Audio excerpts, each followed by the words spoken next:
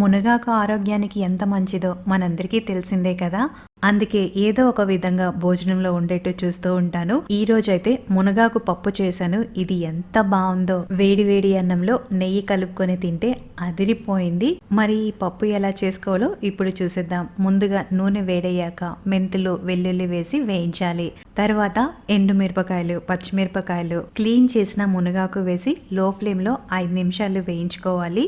ఇలా వేయించడం వల్ల పప్పు రుచి చాలా బాగుంటుంది. ఇప్పుడు టమాటా, నానబెట్టిన కందిపప్పు, కొద్దిగా పసుపు వేసి ఇంకో 2 నిమిషాలు వేయించి తర్వాత పప్పు మునిగేంత నీళ్ళని వేసి మీడియం ఫ్లేమ్ లో 5 విజిల్స్ వచ్చేంత వరకు ఉడికించి స్టీమ్ అంతా పోయిన తర్వాత ఇలా మెత్తగా మ్యాష్ చేసుకొని తర్వాత రుచికి తగ్గ చింతపండు పులుసు, ఉప్పు వేసి చక్కగా కలిపి ఇంకో 5 నిమిషాలు ఉడికించండి. ఇప్పుడు పోపు కోసం నూనె వేసి వేడయ్యాక ఆవాలు, జీలకర్ర వేసి ఇవి చిట్లాక సన్నగా తరిగిన ఉల్లిపాయలు, ఎండుమిరపకాయ, కరివేపాకు వేసి ఇవన్నీ బాగా వేగిన తర్వాత పప్పులో వేసి కలుపుకోవాలి.